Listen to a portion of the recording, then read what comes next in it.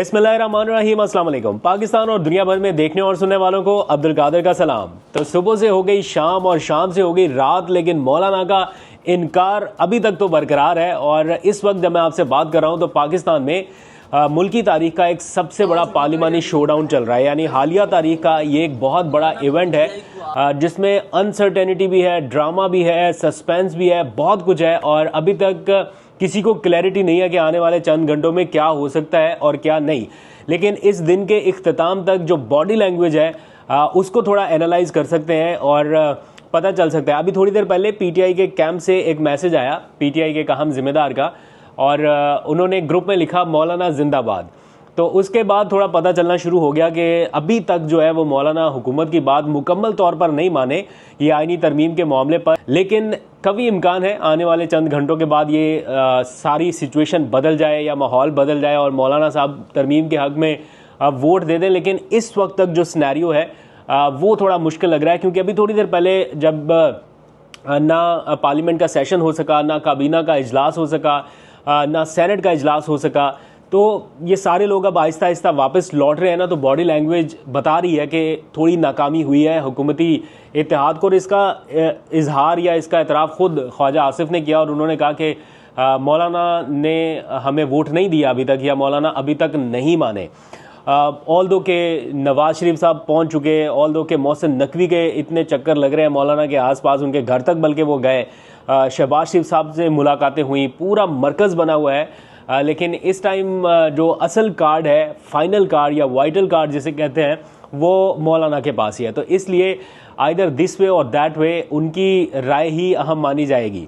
खैर, आज तो खान ज़ेब जो है वो भी पीटीआई के कैंप में वापस आ गए, वो बाजोड़ वाले जो रुकने असेंबली हैं, और मेरा ख्याल उनके गिले शिकवे भी ख़त्म हो गए। उनके ऊपर बहुत सारे लोगों को ये था कि शायद ये इधर उधर जा रहे हैं, लेकिन आखिरी मोमेंट पे अब मैंने देखा है आज उनकी पिक्चर शाहिद खट्टक को उन्होंने जप्पी शप्पी डाली हुई है और गालबन उनके जो तहफ़्फ़ुज़ात हैं वो दूर कर दिए गए हैं। तो इस वक्त जो सिचुएशन है वो बड़ी दिलचस्प है। आप इमेजिन करें कि जिस तरमीम का मुसव्वदा मौलाना के पास नहीं है, उसके ऊपर वो कह रहे हैं कि मौलाना हमें मुकम्मल सपोर्ट करे। मतलब अगर कोई भी जमात ऐसी हो, और बाकी मैं हैरान हूँ कि बाकी जो मानने वाली सारी सियासी जमातें हैं, सिर्फ ये मुस्लिम लीग नून या पीपल्स पार्टी नहीं है, उनके साथ एमकेएम भी है, उनके साथ मुस्लिम लीग काफ भी है, उनके साथ बाकी जमातें भी हैं। क्या सबके साथ ये मुसव्वदा शेयर हुआ? क्या किसी ने पढ़ा है इसको कि इसमें क्या है? इस तरमीम के हक में वोट देने के बाद उसके कॉन्सिक्वेंसेस क्या होंगे? जमहूरी मामलात के हवाले से कहाँ तक जाके ये मामला रुकना है, कहाँ पर आगे बढ़ना है?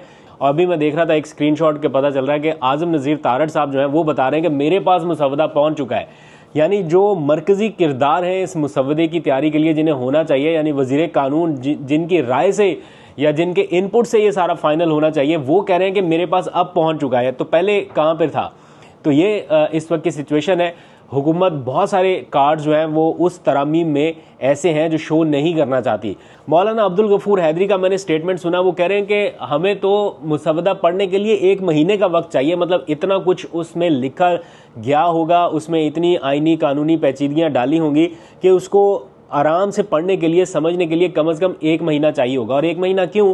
क्योंकि हुकूमत भी बहुत पहले से तैयारी करती आ रही है। ये कितने टाइम से, शायद 1-1.5 महीने से इसके ऊपर काम हो रहा है, जुडिशल पैकेज के ऊपर। तो अब जाके अगर ड्राफ्ट उसका मुकम्मल हुआ तो जिन जमातों ने वोट देना है उनके पास अगर है ही नहीं तो वो कैसे दे? तो उनको पढ़ने के लिए भी वो मौलाना अब्दुल गफूर कह रहे हैं कि 1 महीने का वक्त चाहिए होगा।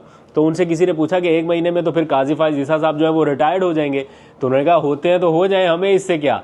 तो वो बड़ी क्लैरिटी के साथ ये चीज़ दिखा रहे हैं या बता रहे हैं कि मौलाना का जो ग्रुप है ख़ास तौर पे उनको इस चीज़ से फ़र्क नहीं पड़ता कि काजी साहब रहें या जाएं। अच्छा, इस सारे सिनेरियो में एक बात बड़ी गौर तलब है, वो ये कि अगर तो हुकूमत कामयाब हो गई इस सारे सिनेरियो में, इस सारे एपिसोड में, फिर तो उनके लिए आने वाला वक्त जो है वो बहुत आसान है। अगर काजी फायज ईसा ही आगे 3 साल के लिए चीफ जस्टिस रहते हैं या उनकी पसंद के कोई चीफ जस्टिस आ जाते हैं जो कोई प्रॉब्लम क्रिएट नहीं करने वाले या कुछ भी, तो हुकूमत के लिए तो आने वाला टाइम जो है वो बड़ा पुरसकून होगा। लेकिन अगर गवर्नमेंट इस प्लान में नाकाम होती है या ये आईनी तरमीम का मंसूबा सिरे नहीं चढ़ता, तो गवर्नमेंट के लिए आने वाले टाइम में फिर बहुत ज़्यादा मुश्किलात बढ़ जाएंगी। क्योंकि ये बराह रास्त ऐसा इमेज बन रहा है कि अदलिया से टक्कर ली हुई है या अदलिया से पंगा लिया हुआ है।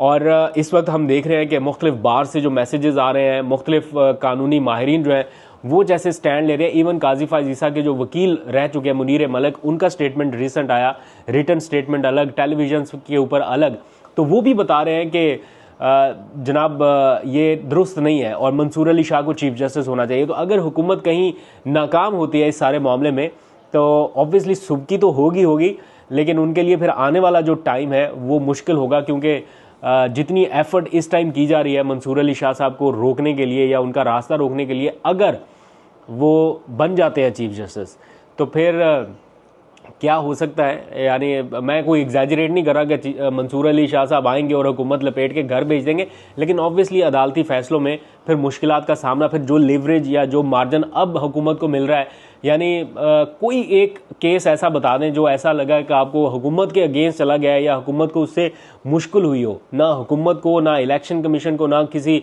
इत्तेहादी फरीक को कोई प्रॉब्लम नहीं हुई, तो इस टाइम तो सारी प्रॉब्लम पीटीआई के लिए है। तो अगर आईनी तरमीम अगर मंजूर हो जाती है तो उसमें फिर पीटीआई के लिए और भी बड़े सरप्राइजेस हो सकते हैं या उनकी मुश्किलात में इजाफा हो सकता है। इसलिए मेरा ख्याल है पीटीआई भी पूरी कोशिश करेगी और उन्हें करनी चाहिए कि वो मौलाना के साथ अपनी बातचीत जारी रखे। और इस सारे एपिसोड में अभी मुझे कोई बता रहा था कि ये बड़ा अच्छा हुआ कि पीटीआई और मौलाना के ताल्लुकात जो हैं वो या राब्ते जो हैं वो बहाल हो गए एक बड़े राइट टाइम पे। अगर लेट्स सपोज अभी भी तलखियाँ उसी तरह बरकरार रहती मौलाना और पीटीआई के दरमियान और इन लम्हात में ये सब कुछ करना पड़ता तो फिर बड़ी मुश्किल सूरत हाल होती। तो इसलिए काफ़ी बचत रह गई कि मौलाना और पीटीआई के राब्ते कुछ टाइम पहले से बहाल हो गए।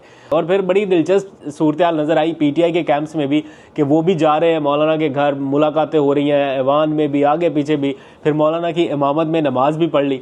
तो अभी मैं कहीं पे देख रहा था, किसी ने ट्वीट किया हुआ था कि एक दिन के लिए इसको पेंडिंग कर दिया गया ना मामला, तो वो उमर अयूब की किसी ने मीम बनाई हुई थी कि एक बार फिर अभी एक दिन और मौलाना की इमामत में नमाज़ पढ़नी पड़ेगी। तो खैर ये तो नमाज तो अच्छी चीज़ है, पढ़ लेनी चाहिए, उसमें ये पॉलिटिकल डिफरेंसेस जो हैं वो साइड में, ये तो अल्लाह का और बंदे का मामला है।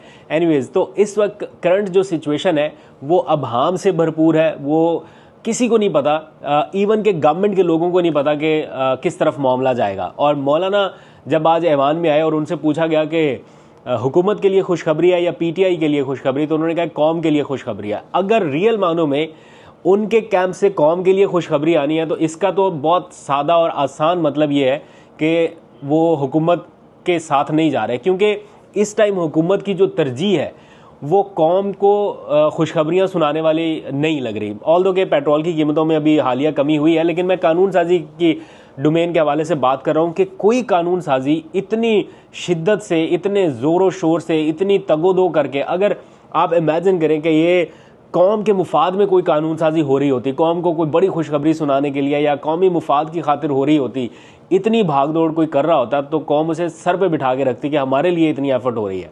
अभी मैं सुन रहा था असम्बली में किसी ने स्पीच की थी, मैं नाम भूल गया किस, वो क्लिप मैं देख रहा था कि हमें अवाम ने भारी अक्सरियत से वोट दे के असम्बली में भेजा है और हमारे कांधों पे भारी जिम्मेदारी है कि हम अवाम के मफादात का तहफ़्फ़ुज़ करते हुए कानून साजी करें। अगर रियल मानों में अवाम को पता चले कि किसके मफादात का तहफ़्फ़ुज़ है और किसके लिए एक्चुअल कानून साजी हो रही है तो फिर क्या सिचुएशन होगी।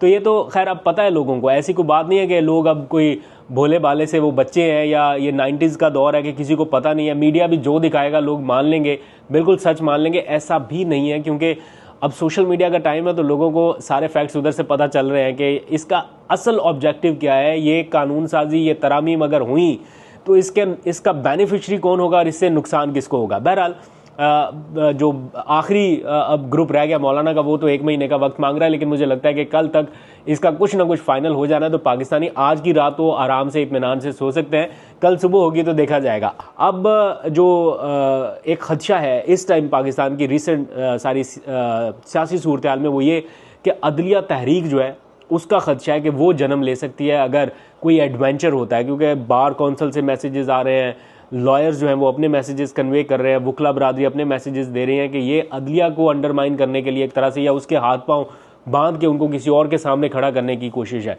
तो देखते हैं कोई अदलिया तहरीक शुरू होती है। लेकिन इस टाइम जो सिनेरियो है, ये कहा गया है कि ये जो ड्राफ्ट है पीटीआई समेत तमाम सियासी जमातों के पास होना चाहिए। इसमें कोई किसी किस्म की कोई ऐसी चीज़ जो खुफिया रखी जाए या जो बिल्कुल लास्ट टाइम पे लोगों को पता भी ना हो और पता चले कि जनाब ये भी आईनी तरमीम मंजूर हो गई है और उसके कॉन्सिक्वेंसेस पाकिस्तान की जमहूरियत के लिए ख़तरनाक हों, तो मेरा ख्याल है पहले मुसवदा पढ़ लेना चाहिए। अगर कोई अच्छी चीज़ है, कोई पाकिस्तान के मुस्तकबिल लिए बेहतर है, तो बेशक तरमीम के लिए चले जाएँ, वोट दें।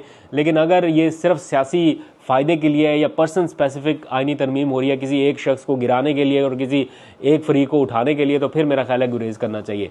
बट देखते हैं, मौलाना साहब के पास एक बड़ा क्रूशल टाइम है उनके लिए और उनके पास एक ऐसा नायाब मौका है कि वो अपने अगले पिछले सारे जो शिकायत कहीं होंगी लोगों को उनसे, वो सारी दूर हो सकती हैं और एक नाम अपना वो लिखवा सकते हैं तारीख़ में कि उन्होंने उस वक्त स्टैंड लिया जब वक्त की ज़रूरत थी। तो देखते हैं इसके ऊपर इमरान खान साहब का क्या रद्द-ए-अमल आएगा। अभी तक तो पीटीआई बड़ा बैक कर रही है मौलाना साहब को और उनके स्टैंड को, तो आपको फर्दर अपडेट करते रहेंगे। अभी तक के लिए इतने, अपना बहुत सा ख्याल रखिए। अल्लाह हाफिज़।